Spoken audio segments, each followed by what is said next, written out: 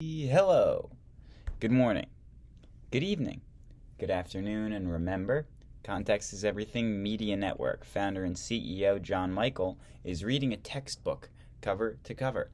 Please subscribe. Please like. 53 subscribers for a week. For goodness sake, I'm looking for a subscriber here. For goodness sake. Here, chapter 28. Revolution in Russia. Yesterday, we finished World War I, and I had a question about why did Russia lose so much land in World War I, even though they were aligned with the guys who won, like Britain, France, and the United States. And then they didn't really explain it, but now I think they're going to explain it now. Revolutions in Russia, 1917 to 1939. Section 1. Two revolutions in Russia. On Easter 1913, Tsar Nicholas II gave his wife Alexandra a fabulous jeweled egg made by the famous jewelry firm of Fabergé. The egg's enamel shell held tiny portraits of the Romanovs, who had reigned since Michael Romanov was elected to rule Russia in 1613. Right, 1613 to 1913-ish. A long time, but gone. Balls, parades, and other festive events celebrated 300th anniversary of the Romanov dynasty. Elsewhere, Russians cheered wildly for the Tsar and his family.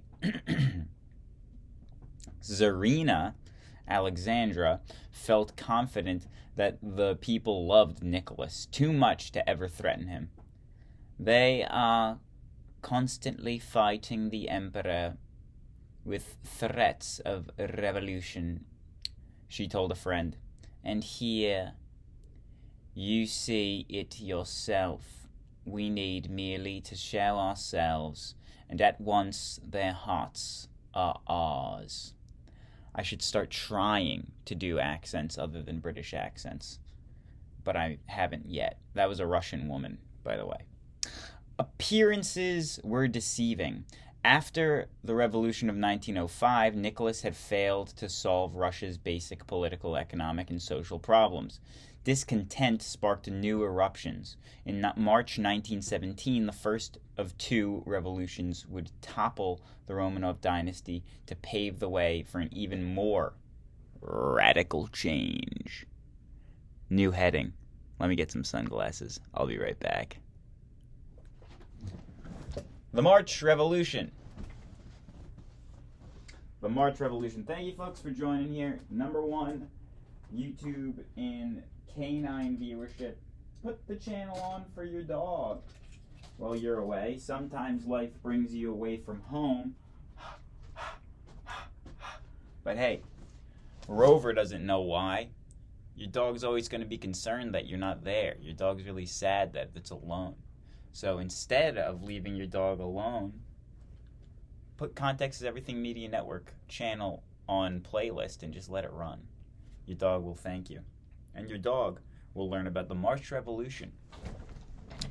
On 1914, the huge Russian Empire stretched from Eastern Europe back to the Pacific Ocean.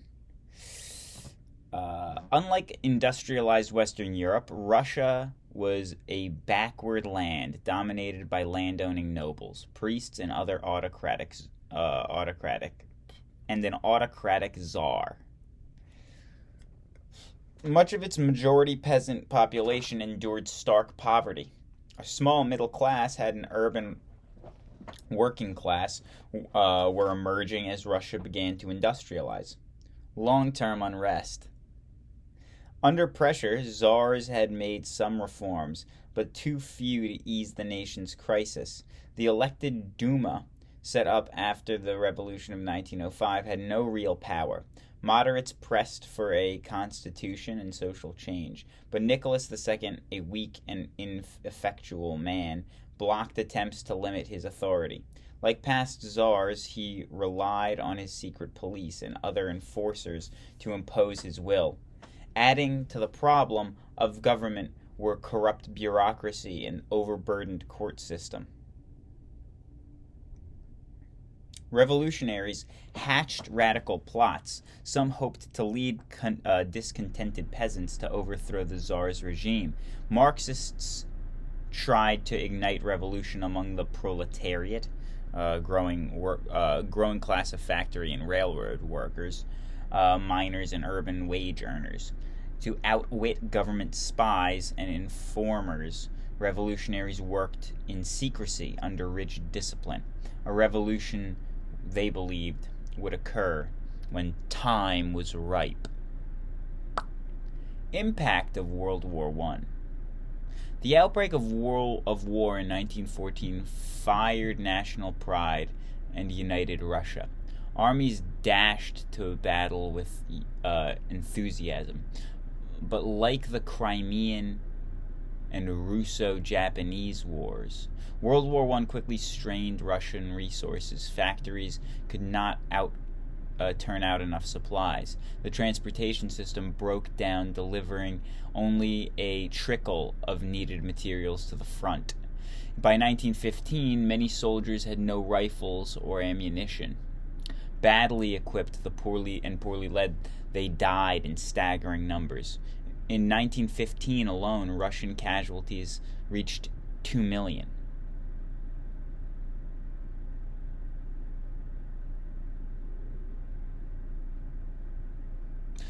In a patriotic gesture, Nicholas II went to the front to take a personal charge. The decision proved a disastrous blunder. The Tsar was no more competent than many of his generals. Worse, he left domestic affairs to Tsarina Alexandra. Many Russians already distrusted Alexandra because she was a German-born. She also knew little about government. This is a name you'll recognize. Rasputin. Alexandra came to rely on advice of Gregory Rasputin, an illiterate peasant and self-proclaimed holy man. Rasputin's powerful personality had helped him gain a widespread reputation as a healer, and the Tsarina, which is the woman Tsar, the queen, the Tsarina especially came to believe in his miraculous powers after he helped ease the suffering of her son, who suffered from hemophilia, a disorder in which even the smallest injury can result in uncontrollable bleeding.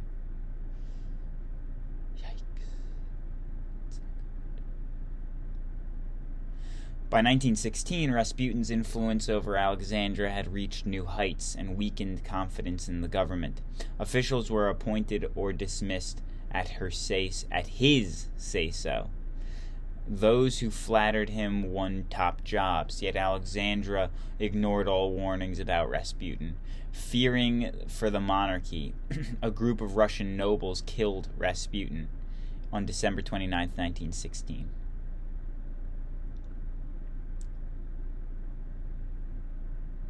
That's it? I thought we'd hear more about him. Collapse of the monarchy. By 1917, disasters on the battlefield combined with food and fuel shortages on the home front brought the monarchy to a collapse. In St. Petersburg, renamed Petrograd during the war, workers were going on strike. Marchers, mostly women, surged through the streets shouting, "Bread! Bread!" Troops refused to fire on demonstrators, leaving the government helpless. Finally, on the advice of the military and political leaders, the Tsar abdicated. Vacated their political seat? I'm guessing. Duma politicians, DUMA politicians, then set up a provisional or temporary government. Middle-class liberals in the government began preparing a constitution, a new Russian republic. At the same time, they continued the war against Germany. That decision proved fatal. Most Russians were fed up with the war. Troops at the front were deserting in droves.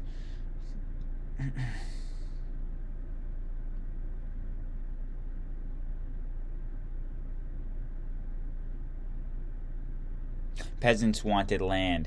City workers demanded food and an end to desperate shortages. Outside of the provisional government, revolutionary socialists plotted their own course. In Petrograd and other cities, they set up Soviets, or councils of workers and soldiers. At first, the Soviet workers worked democratically within the government.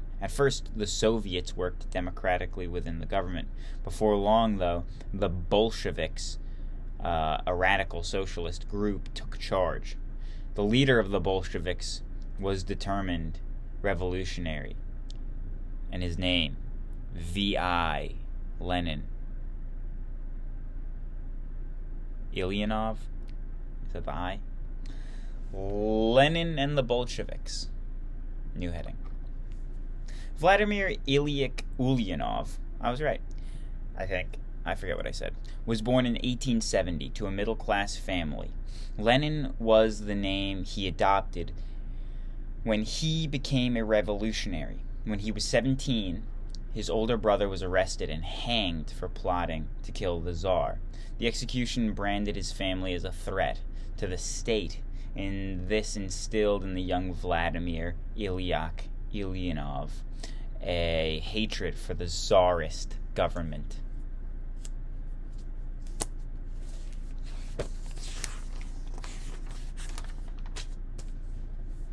Early career. As a young man, Lenin read the works of Karl Marx and participated in student demonstrations.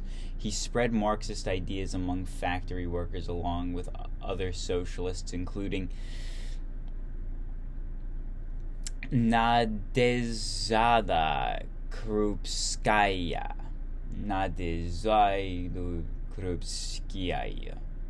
A daughter of a poor noble family. In 1895, Lenin and Krupskaya were arrested and sent to Siberia. During their imprisonment, they were married.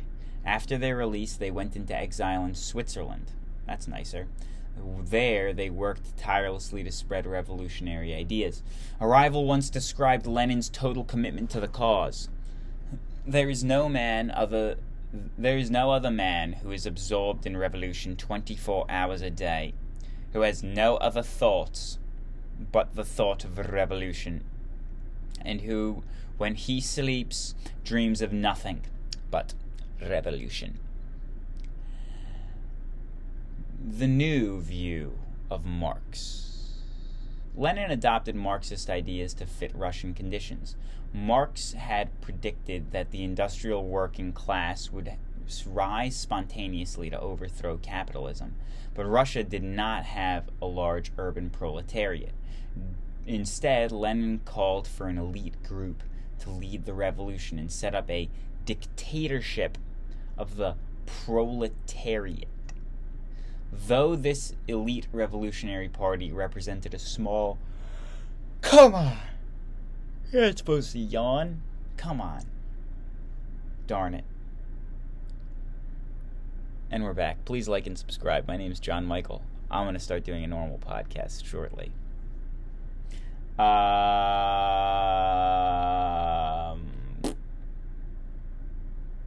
In Western Europe, no. Though this elite revolutionary party represented a small percentage of socialists, Lenin gave them the name Bolsheviks. That's the dictatorship of the proletariat, meaning majority. Bolsheviks means majority. In Western Europe, many leading socialists had come to think that socialism had been achieved through gradual and moderate reforms, such as higher wages, increased suffrage, and social welfare programs. The Bolsheviks rejected this approach. To Lenin, reforms of this nature were merely capitalist tricks to repress the masses. The only revolution he could bring about needed changes. Lenin returns from exile. In March 1917, Lenin was still in exile. As Russia stumbled into revolution, Germany saw a chance to weaken its enemy by helping Lenin return home. In a special train, it rushed the Bolshevik leader across Germany to the Russian frontier. On April 16, 1917, Lenin stepped off the train in Petrograd. A crowd of fellow exiles and activists recently released from Tsar's prison met him at the station. Lenin triumphantly addressed the crowd. This sounds kind of important. Dear comrades, soldiers, sailors, workers, I am happy to greet you in your person, the victorious Russian Revolution, to greet you at the vanguard of the worldwide proletarian army. Any day now, the whole European capitalism may crash. The Russian Revolution, accomplished by you, has prepared the way to open a new epoch. Long live the worldwide socialist revolution. Long live the worldwide socialist revolution. That's V.I. Lenin in the Russian Revolution, 1917. The November Revolution, new heading. Lenin threw himself into work for furthering the revolution.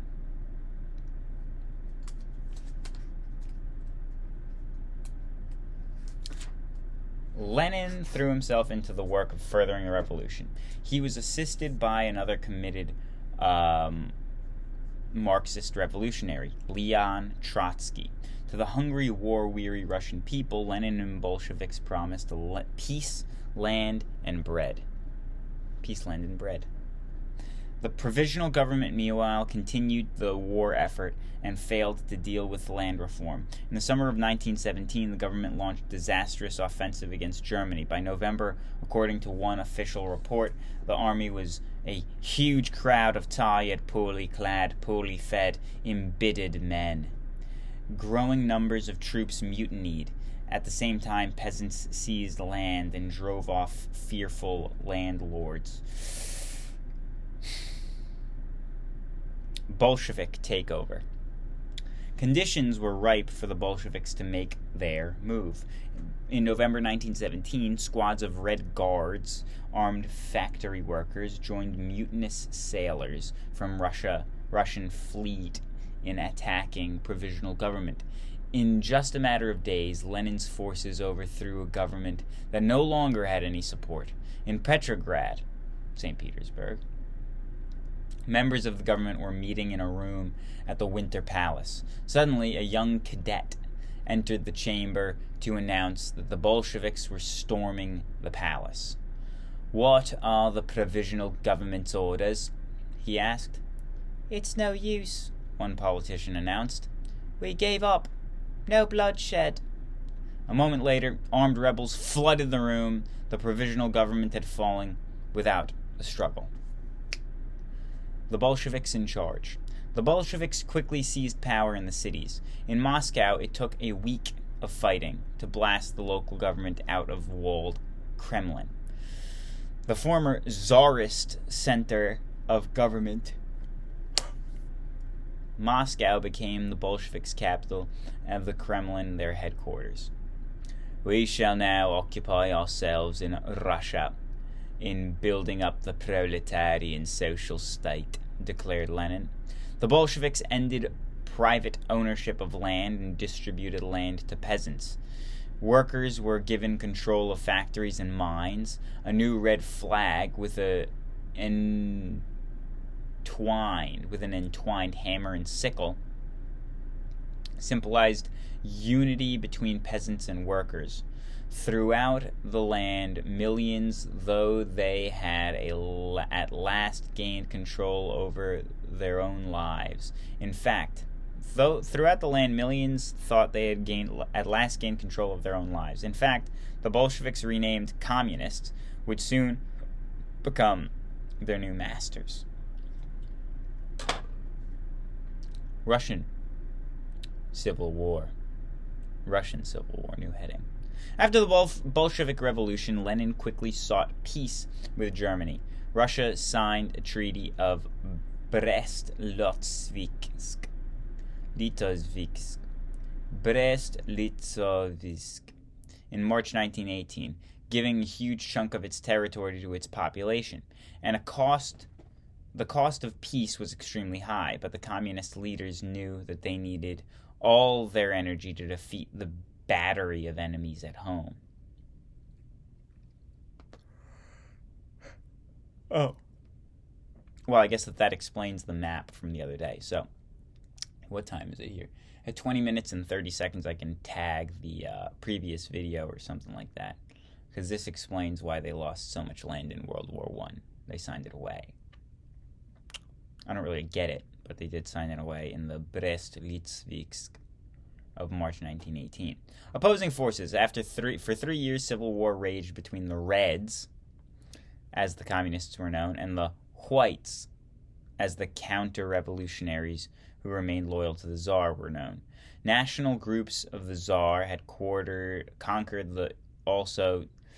National groups that the Tsar had conquered also took up arms against the Red Army. Poland, Estonia, Latvia, and Lithuania broke free, but nationalists in Ukraine and the Caucasus of Central Asia were eventually subdued. The Allied powers of World War I intervened in the Civil War. They hoped the Whites might overthrow the Communists and support the fight against Germany. Britain, France, and the United States sent forces to help Whites. Japan seized lands in East Asia and Tsarist Russia had once claimed. The Allied presence, however, did little to help the Whites.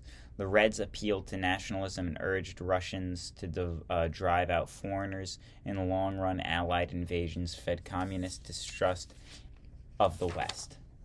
Brutality was common in the Civil War. Counter-revolutionary forces slaughtered captured communists and tried to assassinate Lenin. The communists, meanwhile, launched their own reign of terror. They organized a Cheka, a secret police force. They executed ordinary citizens even if they were only suspected of taking action against revolution. The former Tsar and Tsarina and their 5 children were shot to keep them from becoming rallying symbol for counter-revolutionary forces. War communism. And we're nearing the end of our time here. The communists adopted policy known as war communism. They took over banks, mines, factories, railroads. Peasants were forced to deliver surplus food to hungry people in the cities. Peasant laborers who were drafted into the military or into factory work. Meanwhile, Trotsky turned the Red Army into an effective fighting force. He used former Tsarist officials under the close watch of commissars, Communist Party officials assigned to the army to teach party principles and ensure party loyalty.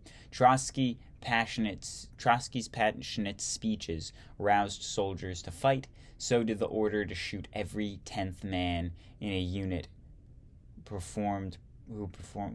So did the order to shoot every 10th man if a unit performed poorly, a tactic borrowed from the armies of ancient Rome.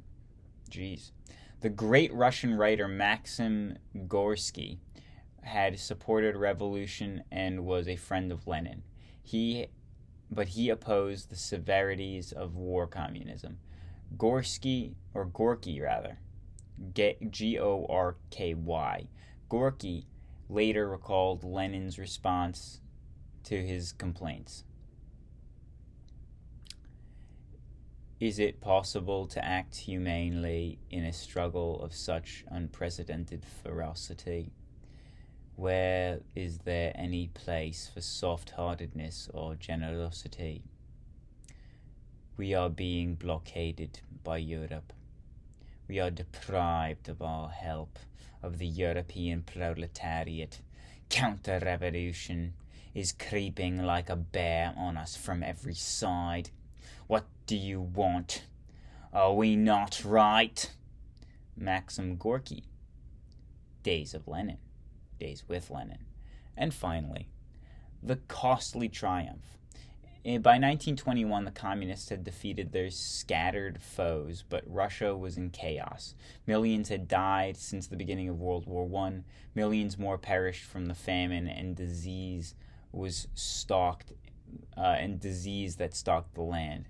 The American journalist accompanying international relief teams in Russia described the horrible dissolution. In village after village, he noted, no one stirred from the little wooden houses where Russian families were hibernating and waiting for death. Although Lenin had triumphed, he faced an immense job of rebuilding a nation and an economy in ruins. Thank you. Goodbye. God bless.